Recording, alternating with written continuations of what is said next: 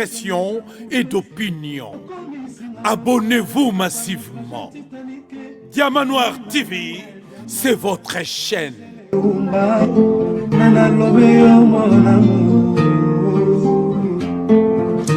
Téléfortifia de mon corps en cas de rechute.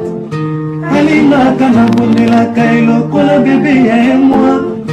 Et qu'il a monena pesa kinga ngumia suayeteo. Parce que nous on a eu pété lo kola na malemba.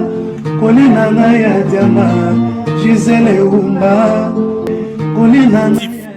La chaîne de la liberté d'expression et d'opinion. Abonnez-vous massivement. Diamant Noir TV, c'est votre chaîne. Balande Diamant Noir TV, bana mama kongo nyoso tout. Bonjour et bonsoir na bino na mokimo bimbesika bolandara biso na kati toujours ya antenne na biso na Diamant Noir TV. Aux antennes na yo ya ye kuna ya liberté d'expression et d'opinion. Balande Diamant Noir TV. Merci na bio to lobaka pona fidélité, passion surtout tango to bandi musala bozala kawana pona ko soutenir puis pona koyoka. Nanya meme biso information ni tozana ngo lelo ya mboka lelo tozali na ba maman tolobaka toujours bana basi mama nda tongaka mboka yango tolobi invité na biso asa muta représenter lisu na Diamant Noir activité toyebi malamu mubundeli monene ya mboka na kombo ya Maman Marie-Sylvie Donja Otolobi. Bonjour Maman Marie-Sylvie, bonne santé. Bonjour Maman Diamant Noir, santé za bien. Mbote pe na balandinyo sur Diamant Noir TV. De karatukuta naka pour tout échanger pour na makamamboka na biso. Toza malamu ndenge bozomona santé za na malamu nzamba zo sunga biso. Toyaka kaka pour na kolobela mboka tant que mboka eza na ba situation wana to kolemba te. Merci. Voilà, ba Congolais baza elongo na yo lelo tokosola sur maetali mboka na biso surtout makambo lelo tozo vivre na kati ya RDC to makambo o tozo vivre lelo o tozo vivre actuellement na mboka na biso. Raelis partager vidéo bisa bandeko tokota. Avant que to bana mituna to bara toujours Maman Sylvie Donja poto lo bepa na yo bandeko nyonso bazolando pe o ba rolanda yo après. Un mot na bango nyonso tozo yo. Loko eza émission moko ya échange, eza émission moko elobela makamamboka. Donc tokende pe na thème moko ya musika te. Tokotikala kaka na makamamboka. Donc nga en tant que résistance na yeka ko rappeler bandeko na biso nde to mesana ko yebisa bango na mboka o eza na occupation bakenda maponami te. 10 fois bokende 10 fois bokolela. Donc à un moment donné to changer fusil d'épaule. Soki lobby toza ko kena likolo à gauche ezo simba te mekana ko changer banda ko kena likolo à droite. De balobaka. Biso ba résistant tokotikala ko lemba te ko yebisa bino ke solution esa soulèvement populaire. Batebele bazo yebisa biso ezo umela pona to meka soulèvement populaire te. Soulèvement populaire en kasi bosala ngo te soulèvement populaire ba préparer kango. Il faut to vendre sika nyonso biso nyonso bana Congo to bandi ko lengela soulèvement populaire. Et ya kateka boya to bima soulèvement populaire non, bon taba non. Ça se prépare et il faut to préparer ngo to yebisa batu ba kota na ba réseau na biso ba contacter biso pour to yeba ndeni to ko s'organiser. Biso moto yemne to triaka biso mone to ponaka batu to sala attention po banyoka bakotela biso te na kati voilà on akoya koloba na bana mboka banyoka wane lobi makasi banyoka bakota te banyoka bokota te parce que za mboka tozolanda surtout que yo telemaka pendo kendaka tina ba Union européenne kendaka partout yango to lingi to sola lelo avant to banda Maman Sylvie lobi eleki les 16 peuples congolais lobi na RDC to uti ko commémorer o ezali liwa ya papa Mose Laurent Désiré Kabila oyo atika biso lelo tokotuna Maman Sylvie nini oyo lelo ozo retenir sur ye et surtout na oyo ezo lié mboka na biso. Na ko répondre à question on a deux volets. Okay. Volet à liboso na ko benga un volet négatif, volet à mibale na ko benga un volet positif. Dans le volet négatif, c'est que Laurent Désiré Kabila, de ba message ko ba yem taela biso ba Rwandais, yem taela le na roloba na peuple congolais que ba Rwandais mutu ba yaka na Laurent Désiré Kabila. C'est-à-dire que ba Rwandais de ba yaka na Laurent Désiré Kabila. Laurent Désiré Kabila tende mutu yaka na ba Rwandais. C'est-à-dire que ba Rwandais ba la muki ba yoka na ba commanditaire na bango ba exécutant. Faut ba sala biso mabe ba ko la biso ngulupa. Parce que il y a des normes na Nations Unies et qu'on peut adresser muninga te alors il fallait qu'il balatisa ngo étiquette ya congolais bake kolokota congolais moko azali ne kosala ba commerce na ye ya or na Uganda kuna na Tanzanie bazue batie liboso bango baye na sima en fait bango nde mutu bayaka na ye wana eza neti volet négatif na volet positif na koloba il a eu à un moment donné bien que tard il a eu un sursaut patriotique ntango amoni ke barwandais bakomosala buzo bakobomeleki koyibeleki kosala komonela bacongolais Laurent Désiré Kabila atemi abi te bozonga toyaki bisika nyonso tozalaki toyedaki mpe bino awa tokomi awa sikoyo bosala bozonga c'est le volet positif mosusu ezalaka bato bayebaka te Laurent Désiré Kabila ntango boyokaka mindele bazoba il s'est autoproclamé c'est-à-dire que ntango bazali koya na ye wana c'est pas lui qui était prévu azala président donc abeta bango donc bango batie neti porte parole babi yo ntanga communiqué bongo olobake Bougera moto aza président Laurent Désiré Kabila abi te nga na quand même mona Congo tokomi na kati ya Kinshasa non atangi communiqué alobi ngai moko président basutuka bango nyonso ezalaki bongo Bougera so bolandi video wana Bougera azalaka pembeni azozela ke Laurent Désiré Kabila atanga ye apase flambeau Laurent abi te nga moko président yango boyoka mindele balobake il s'est autoproclamé parce que c'était pas ce qui était prévu il était prévu l'Ougandais Bougera azwa bokonzi donc ça c'est un côté positif c'est ce qu'on retiendra de lui malheureusement yemtu bayaka na ye na kati ya barwandais bayaka na kati ya JBCR na bango voilà on a kokolo ngaki abongisa penza parce que abi mboka na ngai ngamona na simba ngome aji il parle sur ce patriotique bato balobake soulèvement populaire en bosala ndeni ni ngala zara na 98 na Kinshasa nous avons fait soulèvement populaire tant barwandais bakomi koya na deuxième guerre wana ya 98 Laurent Désiré Kabila boka kimbela yango to ba politicien ba boka mbela alobi bana Congo bato baza barwandais ngam na yaki na bango baza barwandais bakomo luka babo traverser mabele na biso bobima libanda boyoka sango na changwa boyoka ide kisaki ngana RFI alobi to monana nous un peuple à main nue en face c'est militaire armé mais peuple on a neutralisé to neutraliser ba Rwandais c'était ça le soulèvement populaire un mot d'ordre donné par un leader c'est ça qu'on attend c'est comme ça que ça se passe le soulèvement populaire toi nanda musika te yango wana vrai leader alors parce que dans le lobby wana donc papa j'ai bien dit qu'il y a un volet positif et un volet négatif ça c'est dans son actif côté positif nae parce que mutaze azaka na ba négatif te yé à côté positif ne yango wana négatif ne zaka ndenge ya kana ba Rwanda timbela te ke bato bazo utiliser nga ayaka bomisi pe quand même bandeko na biso koya ça c'est son côté négatif mais quand on a comme na Kinshasa face à la réalité abi oh ezamboka nanga ba o ba bandeko na bino bokomo boma bango boyi ba bango bilo na bango ya bozonga pa na bino ngambo amemaka yango wana ba tomboki merci na yo mama et puis na ba congolais bazolanda biso tango bolo bakaboza mama mboka na biso photo ba surtout wana eza histoire parce que kotika la bana bazobotama faut pas kuta histoire wana eza ndenge nini makama we banda wapi esuka wapi lelo pesi biso bandeko msupe bayebaki to bazolanda biso barolanda biso na sima babi nzoki ezalaka nde bongo ye mutu ayaka na bango te bango nde bayaka po tolobake ye mutu amemela biso po ye avandaka nde kuna azosala badiama na ye baor na ye azoteka ngo na Tanzanie azala na idée te oui azali komenace de temps en temps Mobutu mais pas jusqu'à aller ya kodétrôner baaméricain bautilize barwandais babini ntango balingi babanda bato bandi kobelela toujours avec Honoré Ngwanda l'homme de renseignement abandi kobela balingi bazoagresse biso babi nation signa oya hotel mais faut tosala makambo ngo propre bozwa congolais mo botia liboso bobimisa ngo rebellion depuis basala je wana bakontinyaka nango CNDP ezaka ba Rwandais ba yesusu na oyo Corneille Nangat ezaka ba Rwandais bazasi le même schéma malheureusement ils trouvent toujours un Congolais idiot pour faire leur sale boulot c'est ça le problème waouh tozonga mamba Corneille Nangat ozobisa biso ba révélation lelo mama Sylvie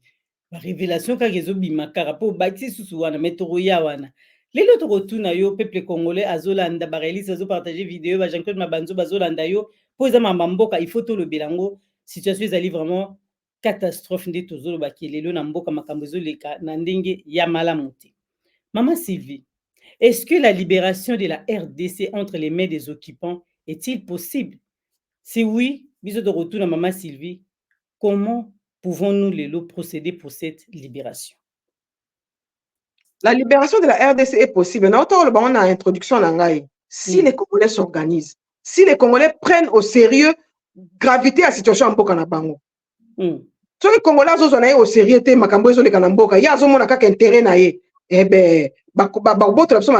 mais si nous prenons au sérieux la situation de notre pays, nous nous mettons ensemble, nous s'organiser. Nous que le soulèvement populaire s'organise. organisaka. Et ça, non, ça s'organise. Il faut surtout, quand le Congolais parle encore d'élection, c'est qu'à une conscience.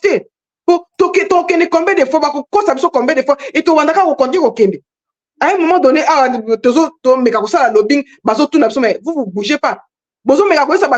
Pays, pourquoi reconnaître le gouvernement, la tricherie est palpable, tout le monde a vu ça. Mais vous-même, qu'est-ce que vous dites? Pourquoi vous-même, vous ne bougez pas? Pourquoi le peuple congolais ne bouge pas? Ok. Les pays, les nations n'ont pas d'amis. Les nations n'ont que des intérêts. Si vous avez une nation, vous avez une nation, vous avez un intérêt à la minute, vous avez un intérêt à la Gisèle. Ata kutu pe ko na raté soki na nani ngwana na pirenga etalinga te ngana kwa ko beta cop non pas intérêt na ngeza maboko non na bengi intérêt na ngana kei. N'attendez pas à ce que les autres nations commencent à condamner la tricherie chez vous. Na bambo comme ça tricherie modèle on est salami ba osani. Bon va na baba les peuples c'est bon na baba biso soto vandi on a que les dirigeants qu'on mérite hein. Na français un peuple n'a que les dirigeants qu'il mérite. Ce que vous revendiquez, besoin c'est la belge va revendiquer, belge va dire qu'il va intérêt dans ils vont féliciter, ils l'ont fait. Na émission tout ça là qui dernièrement en Gisèle, là bas il a anonyme. En 2018, Didier Reynders Sabara, la Belgique a attendu 3 jours. Et qu'est-ce que la Belgique attendait? La Belgique n'attendait pas Kabila ya Koloba, Félix Aloba. Non, la Belgique attendait la réaction du peuple congolais. 3 jours le peuple congolais n'a pas bougé. La Belgique a félicité. Na dernièrement l'émission na 5 ans à la Diamant Nord TV. Dans le biscuit pour Vandinier Bakobima Barbada ko félicité. Basi Babandi. Belgique a félicité déjà. Hein? Et pourtant, tant que ça, l'émission, la Belgique n'avait pas encore félicité. Babandi n'a pas encore félicité. Il a invité à la prestation de serment Félix parce que vous, le peuple congolais, vous faites rien. Ils ne vont pas faire à votre place. Et t'as les bangote, bango va autant de intérêt à Mboka na bango. Tant que tous ont bougé, tant que tous ont organisé, il faut un rapport de force. À un moment donné, il faut pas sentir que le peuple a tomboka. Ce peuple a tomboki, bakosonga sima. Tant que tous ont tombokaté. Donc, la libération, elle est possible, maman Gisèle. Il suffit qu'on ait un homme fort à la tête de notre pays. Babunaga, na banigno, to récupérer en gros. To récupérer en gros. Mais tant que nous avons seulement des Tintins à la tête du pays, des gens comme les Peter Kazadi, les gens comme les Félix, tu sais que Bazana, Batloko Bakadima, Ozo Kosa Mokimo, Bazomo Yo Kosi, et puis on est à l'aise.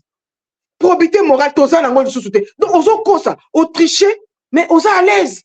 Va proclamer au président, Ozo c'est la peine la famille, mais quel est l'exemple que tu vas donner à tes enfants? Parce que l'avenir du pays de demain, c'est la jeunesse. Si je sortirais quoi ici dans ma maison? Des voleurs? Mais qu'est-ce qu'elle va arrêter? C'est ça l'exemple. Donc,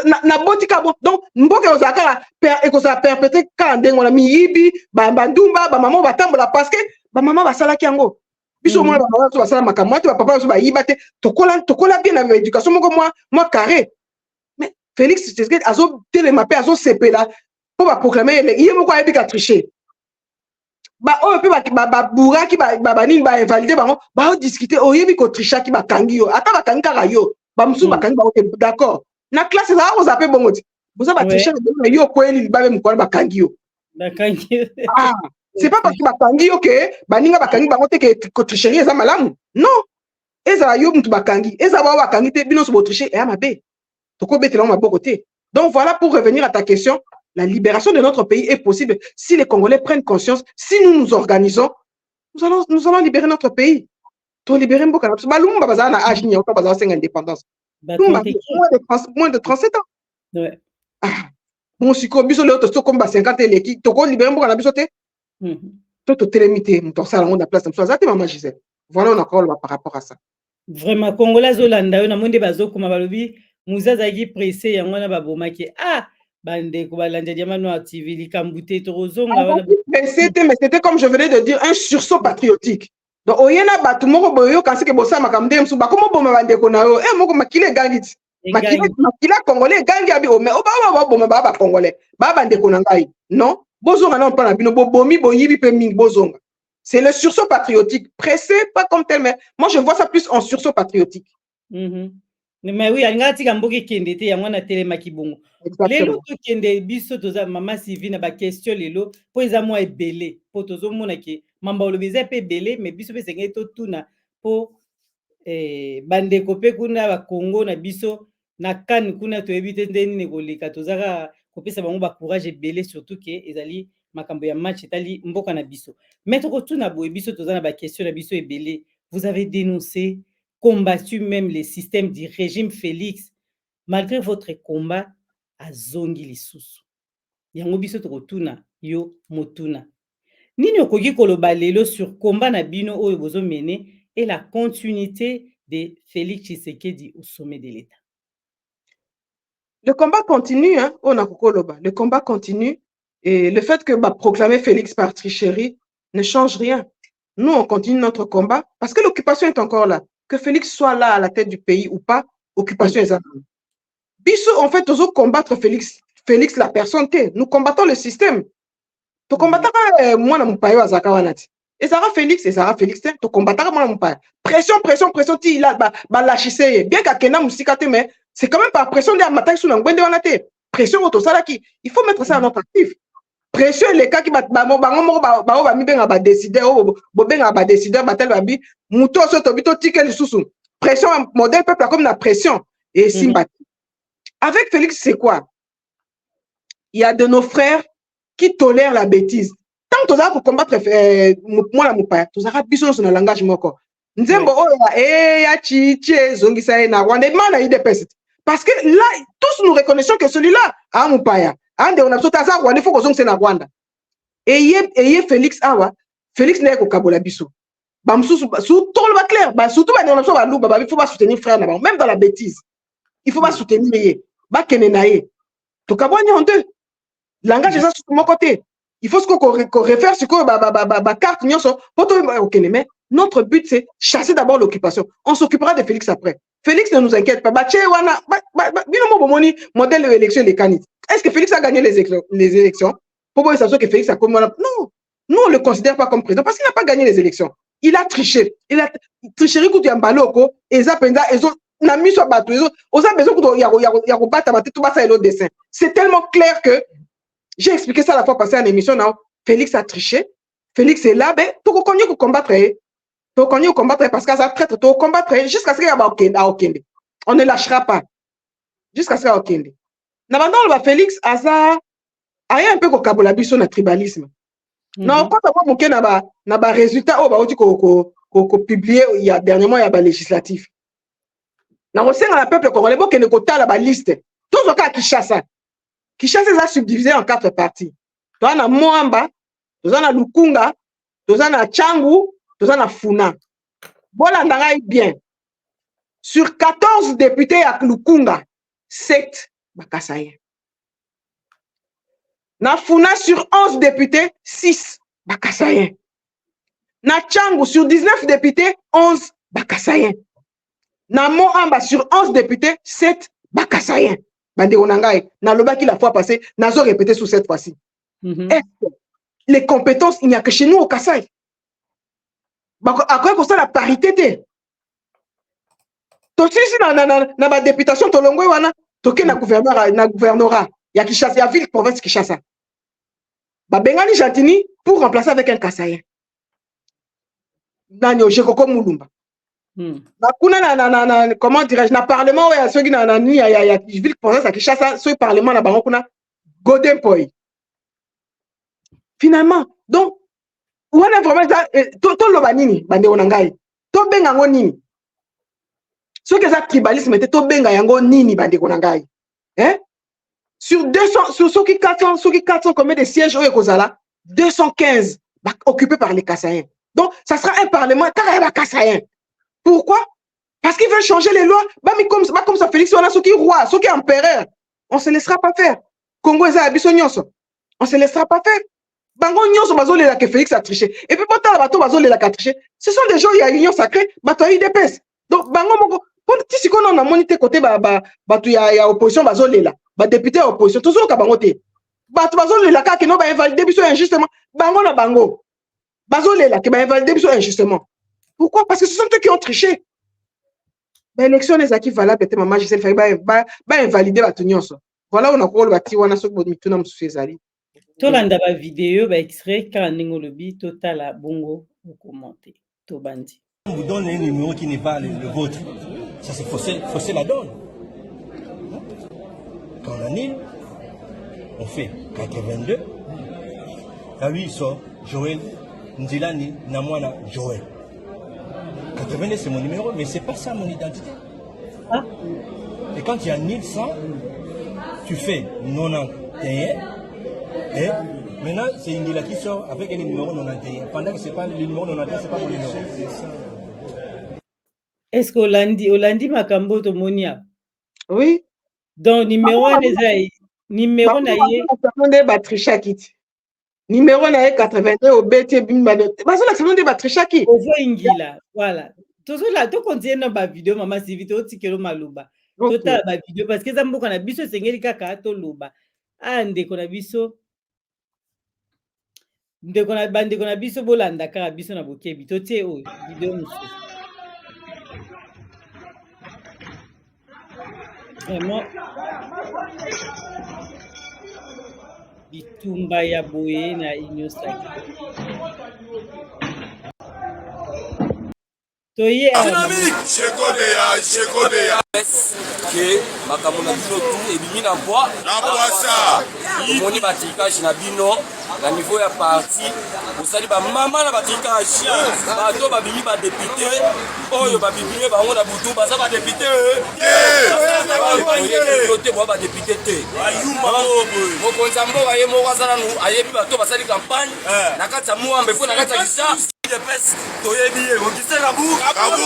Voilà, toka tara mbuze po ezamo mulayi biso totika mondambu ndambo extrait parce que extrait l'équipe de mettre teli oka no mondambu wana na makambo zo lika poso to bakti lo su Weranson o aza musicien na biso ye pa lelika ndenge moko ke bayibiye bakosi ndenge to lobi wana to ebite to kotuna ka epa na yo commentaire ne kokoza la nini sur ba vidéo oyo nyonso tali malobi pana balobi soki ngolo ayebi soki ngando aza maladi dimelaye po bango nyonso bavanda na ebale video asuka oche ya Jeko Beat bato ya Jeko Beat aza mwana IDPS bango moko bozoka te bazoloba ke non toyebi baje bosali ke bazoyisa bino makambo bango nyonso ngando azoyisa bino ke non na kati kuna ngolo azobela po ndimelaye babi toyebi baje bosali po kaka oche ya nani Gilles Monière alobaki yango wana eza baélection te eza ba nomination Gilles Monière mtazoloba Gilles Monière bino boyebi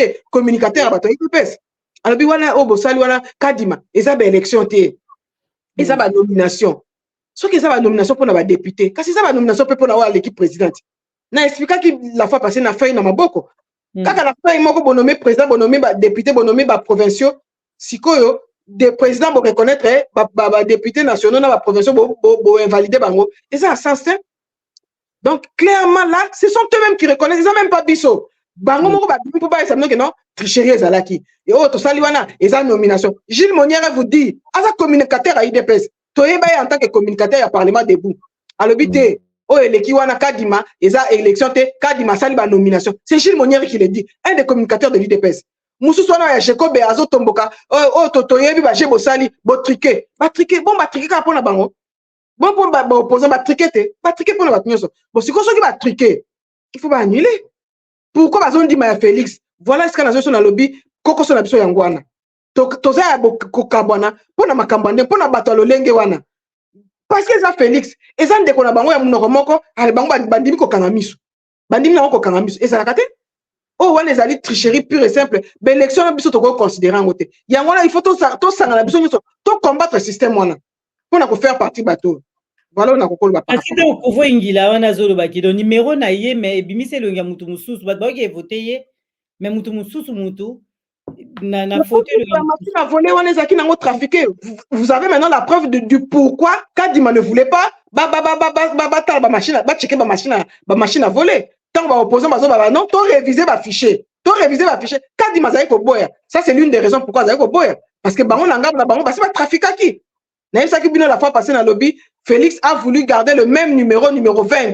Pour la machine en 2018 et ma raison que ça dambo sikana et sika ya osaka numéro 20 ça et qu'on faciliter ba tâche pour battre tricher pour naï. C'est ça maintenant là vous avez la preuve ya Kovo Ingila. Azolela mais ça va trafic. Ça va trafic ba salaki. Yeso raza na kata union sacré pe Kovo Ingila. Et ça quand na ba te salit. Ba lela siko bazolela biso to sani. moko alekaka alobi pouvoir na biso baluba bino baswahili bokanga minoko na biso yango tozongiseli bango to pouvoir na bino baluba biso baswahili tokangi minoko biso bakongo tokangi minoko biso bangala tokangi minoko bosilisa yango bino moko tozotala bino kaka na mosika bopotana.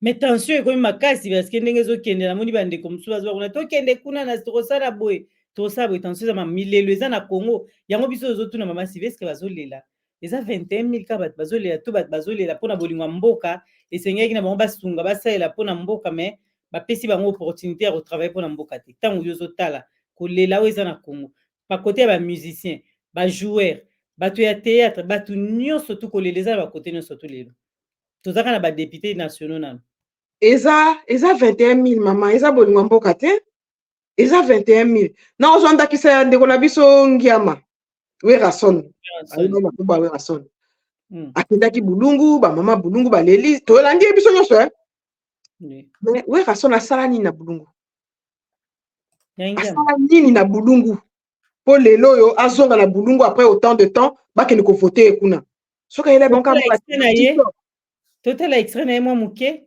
tcha extrait na ye tolanda biso ayi babaki non il faut topesa ba voix d'abord merci na geste bosalaki na ba déplacement na monde boyaki mais lelo nga naza trop dessus na onga mo lelo na 1h du matin na ndimaki ya moti na beko o etamoli partout soi-disant ya ba fraudeur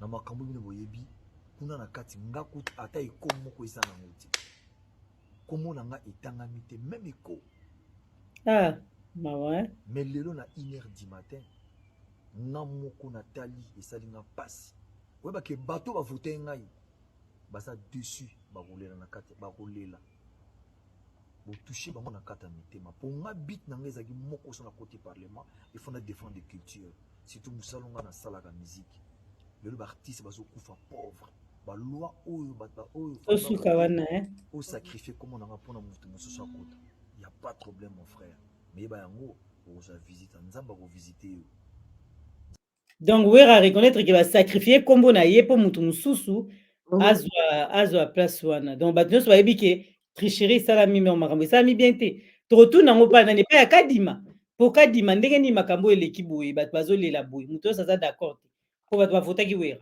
tozoyoka mama kadima me nani atiaki kadima komaki wana na ye moko te nde esikanga na kamwaka bolinga on s'attaque trop à kadima oui c'est lui qui a été la main mais likolo ya kadima eza na moto atiaki ye apesa ye bainstruction mpo makambo esalama ndenge wana c'est Félix Tshisekedi ye moko donc là na badéclaration ya wera bino moko bolandi alobi bamama bavotaki ngai vraiment bayaki ebele mais il faut oloba na biso bamama bayaki ebele mpo na si nasalela bango boye mpo na si nasalela bango boye non yo kokeka et puis il faut totika makambo wana outi poto to outi Kinshasa bamona Congo profond kuna na mboka bavote omeme bango mwa mungwa mwa t-shirt après ntango bavote olimwe okei ozongela su bango te faut totika makambo wana baa bambwa na biso te bandeko na biso bavanda na Congo profond baa bambwa te wera ayebisa biso ye azolela soki eza 21 000 te soki eza pena na bolingo bato ya bulungu atonga asala nini na bulungu asalela bango nini ata mwa dispensaire ya okende kopesa bana mangwela asalela bato ya bulungu nini eza apparemment eza coin na ye mpo na yebi kaka mombala asala nini kuna eloko te donc oyeka na mwa ba t-shirt okosikosi bango opesi bango ba t-shirt baye lokola mpe bato basi bakoma na pasi mo elamba eza te mwa t-shirt mpo na ye akomona yango eza bien ale aye avote botika totika osakana na bato eya alobela baartiste nyonso nde baokufa leo pauvre baartiste baokufa ezaka leta kunda bango lela ye alingaki kolobela abundela culture ya mboka na kati ya parlement lelo parce que moto abundela bango te selon ye bangaki ebundela bango mpo basengaka so bambongo te baza na ministère na bango ti ya un ministère bien pour ça bakosangana baza mpe na soki na soneka soki nini na bango wana bakosangana balobi te à partir ya lelo na ministère na biso ya soki ya culture botiela biso kaka motu moko de là ils peuvent aussi faire bouger les choses mais problème nange eza te côté wana eza nango kaka façon koloba mama Gisele eza kaka façon koloba na okende na po ake ezwana kaka ba 21 000 na bulungu esika akende bavote ye mpo bato bavote kuna na bulungu bayebi na bango ko makambo ya culture te ye moko na monona abi akende na bulungu il dit une chose et son contraire akendaki nde na bulungu ngai nazolobela nde bato ya bulungu bandeko na ngai ya bulungu baa na pasi donc aye wana pesi bango ka t-shirt soki aleka na rappel na anga sala bango eloko te anga zonga Kinshasa vani na parlement mingi bazana na parlement ele utoleka botuna bango combien de fois bazonga na ba fief na bango na ba interne na ba Congo profond kuna combien de fois parce que normalement tant bazwa ba vacances parlementaires but ya vacances parlementaires za nini ezate ke boya na poto boya ko pema biso to futa bino to boya ko lukani na poto soko je vacances parlementaires eza il faut que pas ba électeur na yo na Congo profond kuna OK ni kotala autre rendre compte ya situation est-ce que batunanga ba voter nga baza bien elo ni bazozanga nini yango besoin ba nini ezali pona me masukuna na parlement po ba amelo basala yango te bango ka vacances ou na poto vacances ou les États-Unis vacances ou en Europe vacances ou Dubaï ce ka élection ba pour ça na les vacances ko ba électeur na bango bazongeli bango na ba t-shirt ya tina te non il faut ici là wana makambo il faut c'est bilo tozo combattre pe yango il faut ici là maman il faut ici là makambo na ponga na ngai ba bango mo ba population ya RDC bino mo mutanga yaka tour wana ayela bino ka ba t-shirt akei tanga yesu tour muna ba yambi susu na pasi mtoka te un ventre affamé na point d'oreille batu kuna ba kuma ozanga ta bilamba ovanda omona mutu abima so ata libanda te pona ni elambe ezate mutu so ayeli au t-shirt à 5 ans après ayeli au t-shirt osa nini on a tellement paupérisé appauvri ce peuple ça suna choité lelo elinga t-shirt na lati esake na mikolona na bimaka na kozela 5 ans après t-shirt on est comme on est tani ni 5 ans après c'est et basuki tango il a reçu moi t-shirt mususu tona moi tissu mususu là-bas na ko bimaka na kozwa parce que dans la position à faiblesse il faut que le système c'est pourquoi nous combattons le système il faut changer système il faut changer mais parce que to moni na bato Jean-Pierre Bemba lelo bango batomboki ministre ya défense batu na yepe baza na kati bango pe baza d'accord te sikoyo nani akosine pour moni tension za makati bata Jean-Pierre bazolela pe mais bango baza na gouvernement Félix baza na kati ya union sacrée sikoyo ya biso nini balela bango na bango baumbi c'est pourquoi je te dis on remarqué na lobaki on la fois passée maman Gisèle bandeko na nga bazonga l'émission na ya Diamant Noir ya la fois passée na lobaki yango les prochaines victimes eza Kamere na Jean-Pierre Bemba po bato no amboka te on va d'abord servir bana mboka les enfants du terroir ba macha mumbenu na ya yebisa binoti ako servir na ba macha mumbenu na ye asa yango na Bemba falela macha mumbenu te bakolia bien bakotia bango de côté na ye na caméra très bien propre aobanga kutu te parce que ero na minito ya bukalenga na bango bukonzi na bango baloba na biso bachama ina mote bukalenga bo etu bukonzi na biso otia bango sur de côté zu ndenge nini caméra za déjà na économie Bemba za déjà wana za déjà na défense sikoyo il fallait utiliser bango il fallait utiliser caméra pour la campagne na côté Kivu il fallait utiliser Bemba pour la campagne na côté Équateur maintenant que ba réussir ko aider à tricher à Matisu na Ngwende pour la deuxième fois on a besoin de bango soutien Bemba za ipe Bemba bandi kutuna ko finga ka tumbi ondire ba keseni na katumbi Bemba papa janome baza portugais Bemba zo finga kutu katumbi ondire ya ba keseni mais a ça l'erreur pour Félix okoyi jamais ko kota en conflit na batuliko a Félix pour a mututé tant ko lâcher et c'est bandit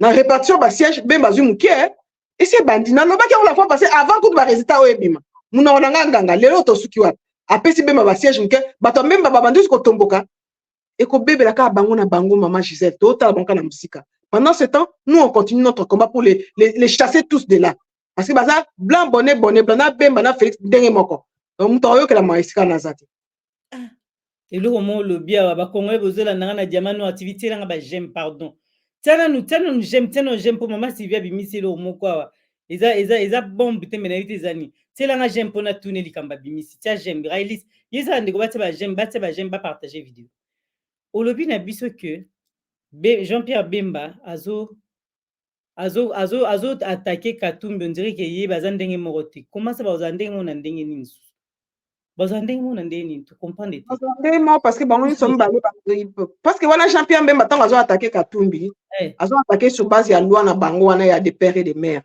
et on azo c'est Jean-Pierre Bemba bongo ye azana ni pour papa Jean Bemba za portugais oyo pe Katumbi papa na grec bango so bande moko ba des pères et des mères te so photo ke na loi wana po Bemba auta sa ba déclaration à attaquer Katumbi na côté la Katumbi te po bien so boyebi position na vers Katumbi na yebi kaza mpaya il n'a pas la place là mais Jean-Pierre Bemba pe azande moko to cause attaquer tozo attaquer Katumbi bon Jean-Pierre Bemba to tika e bande moko oh papa portugais oh papa grec donc dans le baninga iskazane ba tika biso ba des pères et des mères ya solo des souches toloba bangoti voilà tozokende na malembe Mama Sylvie, après l'échec il y a EAC force il y a SADC bazoya déjà dans l'est de la République démocratique du Congo et les autorités congolaises balobi que bango bazoya ko combattre aux côtés des FARDC ndenge ba autorité balobi biso tozoya malembe kotuna motuna. Comment ozomona likambo yango ya partie est de notre pays? Esika na nde na kamwe échec ya EAC. EAC échoué. Oui. Quand on a dit que EAC a gagné. Parce que EAC mutasungi Uganda zwa Bunagana. EAC mutazu kishisha. EAC mutazu kibumba. EAC Rwanda a occupé Bunagana parce que ba empêcha qui faire de ça comme kuna. Bolobi EAC a échoué. EAC a échoué. EAC a zubilo ko EAC laki. Parce qu'il faut que tu tout na siko question. Parce que tant EAC pas ya kabalaba na sonini. Quand tu te Félix a salaka la déclaration EAC zoya force régionale wana zoya et kotela na Bunagana eza pona ya ko aider biso to bengana ba Rwandais. EAC aye AEC na biso to ko bundate. Biso to ka ko sala déploiement, to sala observation. Pire encore, bisika FRDC zala ki tant EAC aye abandi ko bengana FRDC mais aza ko cohabiter na M23. Bolobi EAC a échoué, EAC a réussi son coup. Ce qui est comme c'est parce qu'il a obtenu ce qu'il avait. Botala bien. Ba oh nyonso toloba nous baza ba Rwandais. Ba mi benga ba banyamulenge mais en fait baza ba Rwandais. Bozo ka bango. Ba lo bate bozo ka ba Ruberwa. Bozo ka bango. Ba lo bate parce qu'ils ont obtenu ce qu'ils voulaient. Ruberwa mo condamné mo kuna sa vandi kuna. Bazu déjà bilo baza ko luka. Bunagana na maboko ya Uganda, c'est le drapeau ougandais qui flotte à Bunagana. Et ça n'a pas échoué maman Gisèle. Bolo bango te. Et c'est réussi parce que je suis ma belle. Si Congolais faut à réfléchir à mituna. Ah oh baza koya. Po yemoko Félix, quand vous me condamnez kanabino, aïe ça na lobby que non EAC zoya pour aider biso to bengana. Mais EAC aïe, a lobby le contraire oya aïe. Bengana pe EAC oya contredire rien, EAC avandi. Siko force ba force na mso bazoya. Qui vous dit que bazoya pona ko bunda peme ya FRDC? Baloba na soka bongote. Tant bakoya, ba on peut pas bazoya la des intérêt. Tala na EAC wana na minito yo nazo informer bino ke Burundi na Congo nde bazoyo kana parce que Rwanda aza ko menacer ko attaquer Burundi. Qu'est-ce que le président burundais a fait? Il a fermé ses frontières avec le Rwanda. Mais ironie c'est quoi? Bato oyo ba rebelle burundais oyo Rwanda aza ko utiliser pour attaquer Burundi ba na Congo. Mais Burundi n'a pas fermé les frontières avec le Congo, hein, parce que les rebelles ont le Congo. Donc Kagame a utilisé à partir du Congo. Mais il y a Burundi a quand même la frontière na Rwanda. Non, non, mais il faut que le Congo. Il faut que le Rwanda mais quand il peut Congo parce que les rebelles ont le Congo. Pourquoi quand il a quand il frontière à Congo, tu pas d'intérêt? Parce qu'avec le Congo, il a des intérêts. La minute garde rapproché à Félix, ce sont les Burundais. Burundi a dit que non, bah fout a bien, à quoi il peut comment exploiter moi minerai na biso. Donc à quoi quand la frontière na Congo te makangi na Rwanda. Par contre biso, mokili mobimba, bah rapport nous c'est ça quoi tester que Rwanda mutaza ko déstabiliser biso, to quand la frontière na Rwanda te. Allez-y comprendre. Allez-y comprendre maman Gisèle. Yango na zo sabino que rébellion soi-disant o ya nange zo bimakuna, c'est encore les Rwandais, un peu avec comme les rois de Sri Kabila. Donc nanga na Félix bakosa l'assemblée ko soigner Sarabino bandeko nangai selon ba photos lui bakosa l'assemblée ko soigner Sabino. Ils ont un même chef, ils obéissent à un même chef. Nanga za na kanda po ba botola e ba carré minier na ye. Et comme ils rendent ya na Félix, mais sinon ils obéissent à un même chef. Ils ont un même maître. C'est Kagame. Nanga ninga zo ba na magazo ke sangana ba. Ils ba kanda na ye ba carré minier na bazwaki. Kala na nanga za na Congo ti na dernière minute. Négocions comment bazon c'est ba carré minier na ye. Tant que bazon c'est été. Abimi a aussi mindu qui soit disant. Mais ils obéissent à un même chef. C'est Kagame. Na ye Félix. Félix peut à Kabone na Kagame. Après l'élection, na ba proclamation. Bozo que soit chrétien Kagame. Azo le belé sous ma bête parce que na élection il fallait que le ba makambo au peuple congolais linko yoka. Kagame wana soka bête ta lisasi moko nako vandi sa sénat na parlement na salani asaliango. Asaliango. Mais tant que ça va déclaration na Njili, baza ko zopso ba belé kuna. Pourquoi ça là qui a ngoté? C'est la poudre de perles papa maman Gisèle, il l'oté. tozokende na yo kaka bandeko bazokoma bandeko bakongole balobi ndeko akomi Denis Mukwege asali pena déclaration esali déclaration na Jeune Afrique esali pasi bazokoma ka likambo déclaration mama Sylvie déclaration ya Denis Mukwege na Jeune Afrique totiki mabe Denis Mukwege asali déclaration moko désolé de le dire une déclaration irresponsable. C'est-à-dire que Denis Mukwege à lobby, lui, il a fait sa part. Je dois dire ça. Il a fait sa part et que le peuple congolais, il faut assumer. Il y a ça désolé, il y a un peuple Oyo à son responsabilité n'a été. Donc, Denis Mukwege, à ça qu'on couvrir, ça c'est mon analyse, hein, à ça qu'on couvrir tricherie au collègue. Donc, Denis Mukwege, à ça faute dans le peuple. Denis Mukwege, mon qui tricherie au tezoleka, au bateau oiseau décrié, il y a mon tricherie, donc ce qui y a l'équipe présidente et le peuple. Non, il faut te bélo comme moko. Il y a un candidat à Bapaya. Voilà. Denis Mukwege à l'international, il est très connu. Avec prix Nobel, Moussa Lassale, mais na Congo profond, Baeba qui était. Lui devait normalement battre campagne à l'américaine. À côté de Congo profond, avenue sur avenue, il y a vacances à temps. Ce qu'on a Baeba. Batu abulungu kuna, batu katakoko me kuna, batu ya oshe kuna, Baebi Denis Mukwege te. Mais ce qu'on y a à côté, on a mindele le prix Nobel du Congo. Kunanda Ebani, na Congo profond Denis Mukwege Ebana quitté. Lui devait pas, c'est lui le responsable, un leader. Au moins bien que ma botoli peuple na nini victoire nae, yo bani ko condamner peuple. Si il roule pour qui? Revenons maintenant ici kana. Tant au dénonçant au Denis Mukwege a clarté. Il roule pour qui? Pourquoi Denis Mukwege ne dénonce pas la tricherie? Pourquoi s'attaque-t-il au peuple? Ça, c'est une déclaration irresponsable. Azaki politicien, Azaki Munganga. Donc, bateau, non, avant l'année qu'on a soigné, maman, il a raison. Avant l'année qu'on a un hôpital, sa place c'est à l'hôpital, ce n'est pas dans la politique. Un leader ne tient pas un langage comme ça. Il y a un leader, soi-disant. Baïmi peuple n'a eu victoire, Nabango. Qu'a-t-il fait? On attendait un mot d'ordre. Un vrai leader à ce moment-là, il donne un mot d'ordre. Yo lopé sa mot d'ordre, au leki n'a pas été et puis il va pas. On va dire qu'on critique le peuple. Peuple, on a sa victime. Yo comme qu'on condamne peuple wana peuple azan victime ba yimi peuple victoire nae ba yimi peuple volonté nae yo soi-disant leader obimi obani yo pe taper sur le peuple. Tu roules pour qui? Les Congolais maintenant là bon ils ont raison biso tozo boya Denis Mukwege tozo ça no bo checker bien. Denis Mukwege roule pour qui? C'est la question on doit se poser maintenant. Il roule pour qui? Pour critiquer peuple. Pendant que tricherie et mon mokili mobimba tout le monde dénonce la tricherie, ça saute aux yeux. Denis Mukwege attribue son échec au peuple. Non. Voilà vraiment tout les lié. S'il n'a pas pu réussir son pari au Amichaki Ayo comme président Congo, ils ont foutu le peuple congolais. Ils ont foutu le peuple congolais. Ils ont fait Congo pe ba lingi na bango pété. Torke tozo ba lingi ba pa na mboka susu na muto mboka susu te. Voilà on a Congo par rapport à Denis Mukwege. Ba lingi ba pa susu na muto mboka te. Denis Mukwege tozo ça no ba origine les clairs. Tout le baka ngwa mama Gisèle. Tozo loba. A éclairé l'origine, a éclairé l'origine a été. Maintenant, regardez les déclarations qu'il fait. Ça laisse à désirer. Ça, on doit se poser quand même des questions. Toi, Bazo Bate, il faut réfléchir. Pourquoi ils sont commencés à attaquer le peuple qui est victime? Lui qui est censé être leader. Voilà. Mais opposant bazali qui est belé bango ne sona minute tozo ka bango te bazolo ba pona likambongo. Non, dans ce cas, opposant phare. Il y a des lignes qui sont il joue le jeu. Il y a système. Quand on a la union sacrée.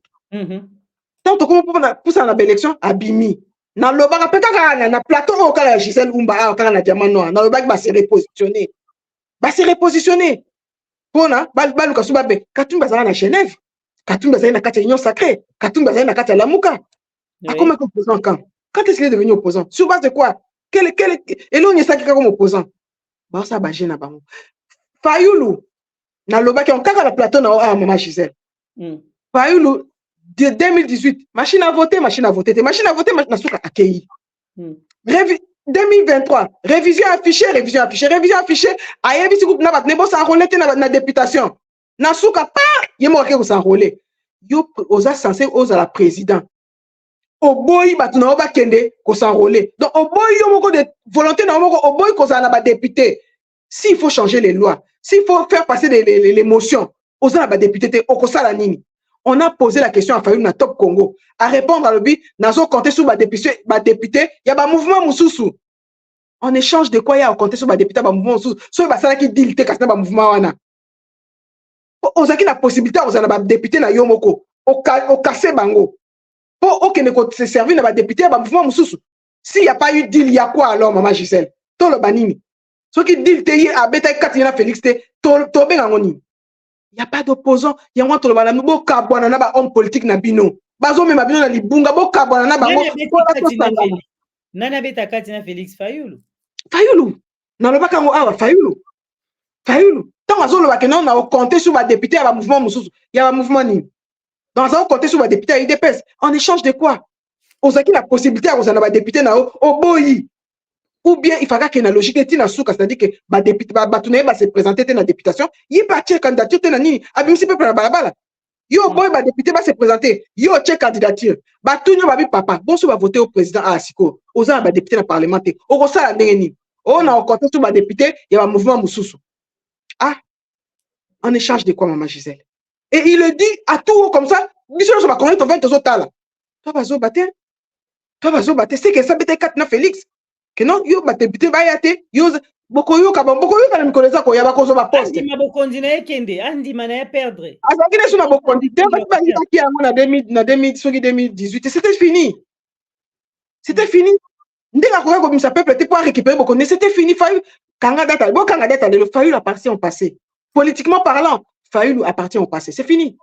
C'est fini pour lui. Mukwege appartient au passé. Et Sili. Comment ça doit politicien mususu ba obima. Bon ba tebi ki ba bima.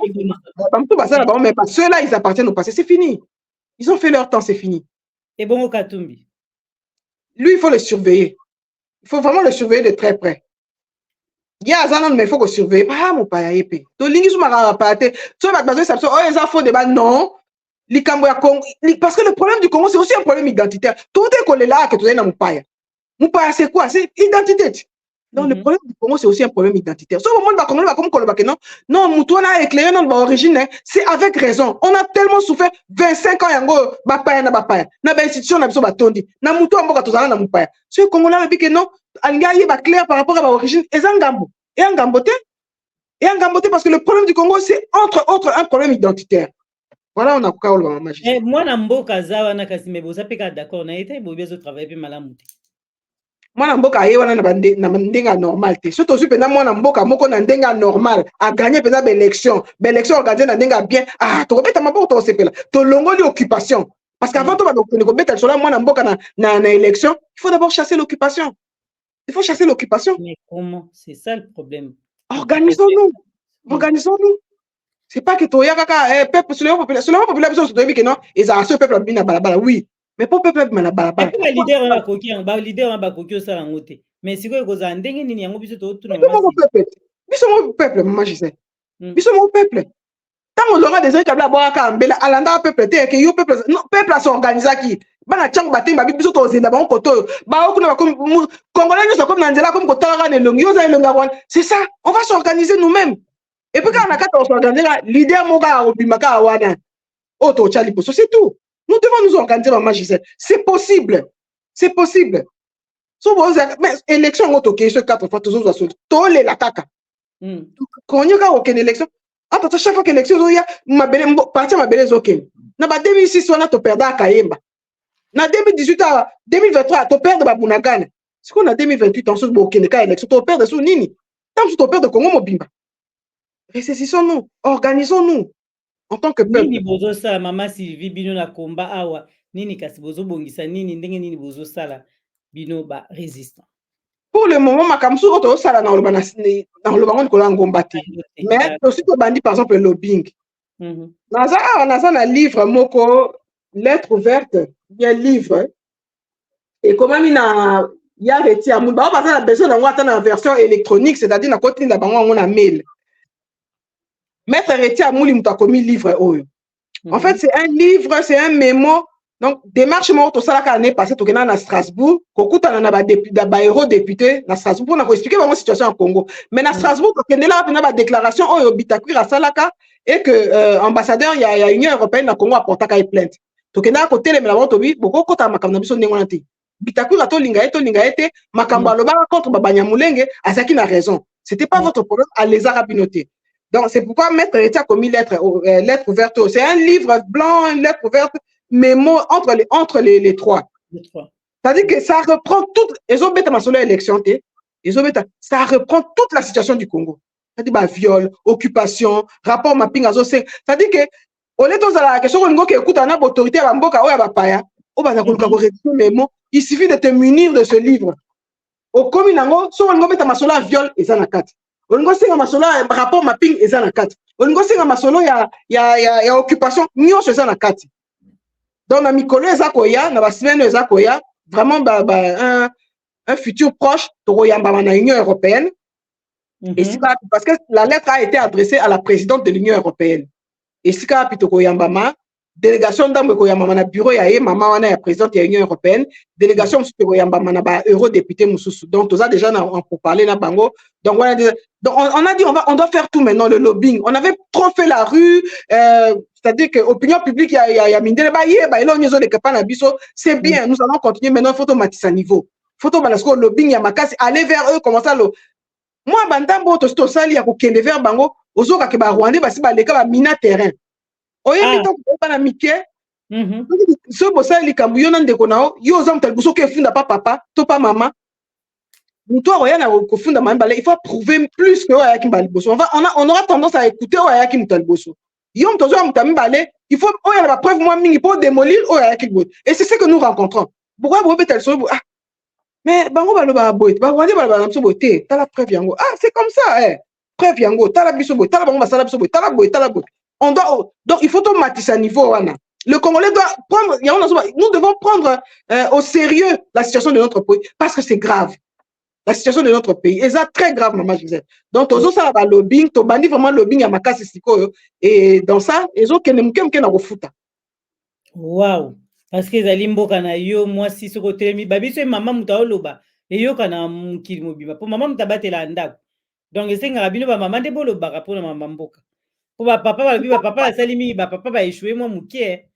Attends, papa il faut pas continuer koloba tant que mboka est dans la situation, il faut qu'on continue koloba.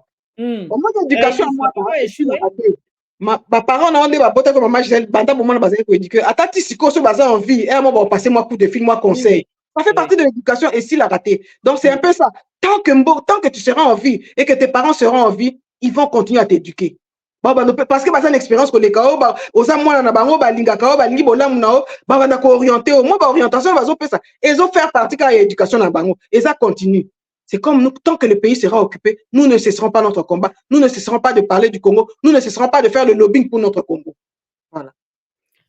Congolais balandi yo penza na boke binyo surtout mais tolinge koloba o to tunio tolinge ko pesa bango bana mboka o bazoyoka yo to tikeli yo maloba na nyoso to tunité sokolingo batande ba j'aime belé parce que maman Sylvia zo ba mama mboka makama mboka esengaka pena ba j'aime belé na YouTube surtout que tozali combattu makasi na kati ya ba chaîne donc ezo senga bino ba j'aime belé so azo ba mambo etali mboka boluka libération ya mboka ba maman ndi ba obike Congo autant musulo bi ba kopesa pe maman mora diriger mboka mona mambo changer mama bongisi ko lia mama bongisi ko lata ezape pona Congo na tozwa mama te tozwa ka ba papa tozaka na ba papa un jour ton mususu mama père oya mboka pe mambo changer toyebite c'est vraiment ma bezate pourquoi pas bah oui pour maman so abatela mama batela randa couper malamu maman so razolo balanda un jour batelemi tozo mona on a combat basi pe baza toza mo babasi telema tozo bino ba maman Gisèle à l'époque on n'avait pas des journalistes il y a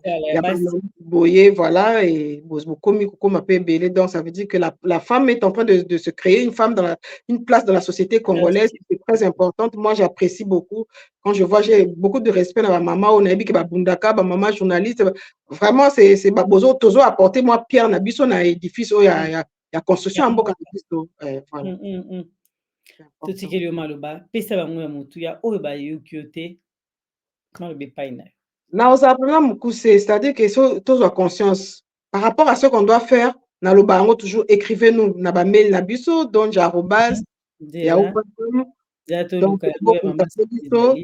Donc, nous ne devons pas laisser Félix, aller na mboka na biso kaka boninga azokenda faut totelemela parce que mboka eza ya biso nyonso. Nako émission nyonso na bandoleka na ndobwaka mbela tribalisme to boya yango. Naza d'accord te na bandeko na biso ya Katanga nde baza kobwaka bambela ya chasse au Kasayen, non. On n'est pas d'accord na comportement ba Kasayen ba ke ko afficher na Katanga, toza d'accord na ngote, mais de la même manière nous condamnons ba propos ya ba Katanga ou ba comme ko ba chasse au Kasayen. Congolais no tika azali azepa na ye. Nto tia Congolais mal à l'aise azate. Naza mu Congo so na ke na Lubumbashi, je suis chez moi.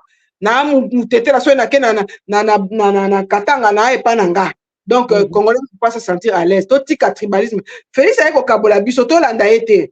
Na sepela mingi toza 4e so toza ba luba o ba telemela pe Félix. Et c'est ce que nous devons faire. So comme il kamba unité nationale, faut to telemela kamut.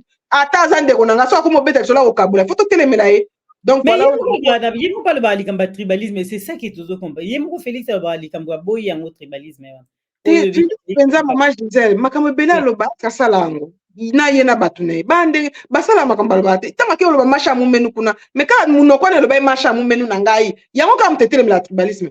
Félix c'est quelqu'un qui n'a pas de parole. Ça c'est ce qu'on a aussi retenu de lui. C'est quelqu'un qui n'a pas de parole, c'est quelqu'un qui n'a habité Aza a respecté la parole n'a été à Kolobal, il se dédie aussi. Donc les lois lobby a baluki na a bossen que lobby a lobby qui non to kola Félix a ko kabula so na répéter on peut na zo pesa no ba preuve. Botala kana parlement na Kinshasa kaka. Lukunga sur 14 députés baza 7 ba Kasayen. Funa sur 11 députés baza 6 ba Kasayen. Changu sur 19 baza 11 ba Kasayen. Moamba sur 11 baza 7 ba Kasayen. Équilibre zate bandi onangai. Équilibre zate Mobutu ba condamna ka Mobutu équilibré. Na gouvernement na école nyonso te ko se retrouver na parlement na école nyonso équilibre ezali parce que attends yo za donc siko na changu wana ka baluba nde ba lobele makambo na bango neti changu to yebi ke ba Kongo batonda kuna na bayaka na bato bandundu pourquoi na changu ya les baluba qui sont c'est pas normal voilà on a kokai ko loba sinon te par bolimbi siso to comme na suka bo et bo partager quand de to lobaka Oti ko ba commentaire to tangaka to yaka ko réagir par rapport à ça. Vraiment merci mingi bozala ka on a toujours ce que émission ezali bozala ko rendez-vous to échangeaka ba question pe bo posaka. Mais maman c'est éviter mozo maloba suko bozani ko pesa pe mo ba député to ka tu maloba bolimbi si vraiment avec tous les respects to ka tu maloba.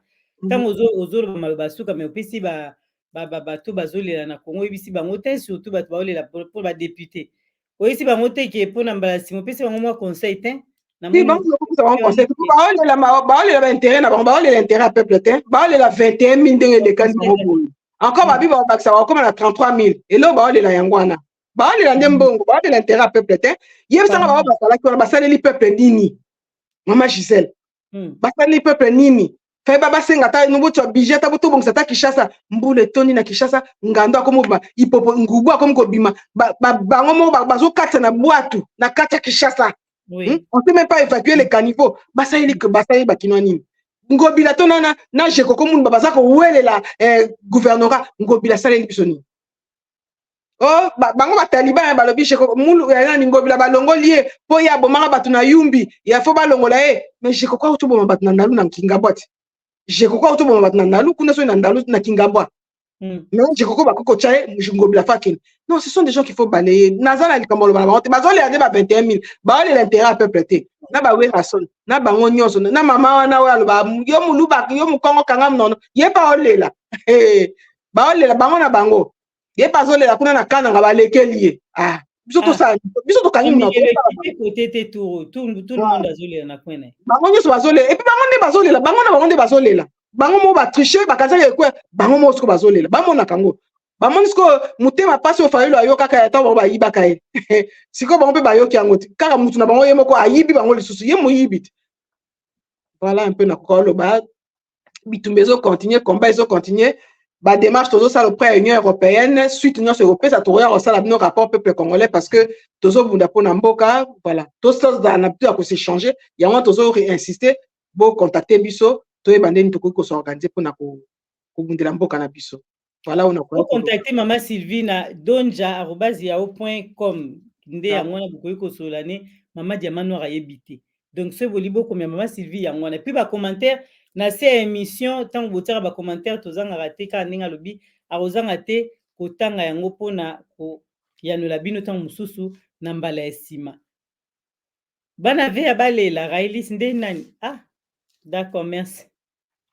Merci na bandeko nyonso bolandi biso. Mama Sylvie balandi Diamant Noir TV balandi yo. Pesa bango mbote po tokutana no na mbala ya nsima na Diamant Noir. Merci pokwa elamu nzambe apambola biso tokutani bongo mbala ya nsima. Merci. Bye bye.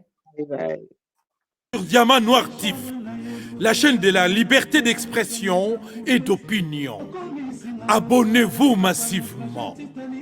Diamant Noir TV, c'est votre chaîne. Gisèle Oumba, La chaîne de la liberté d'expression et d'opinion. Abonnez-vous massivement. Diamant Noir TV, c'est votre chaîne.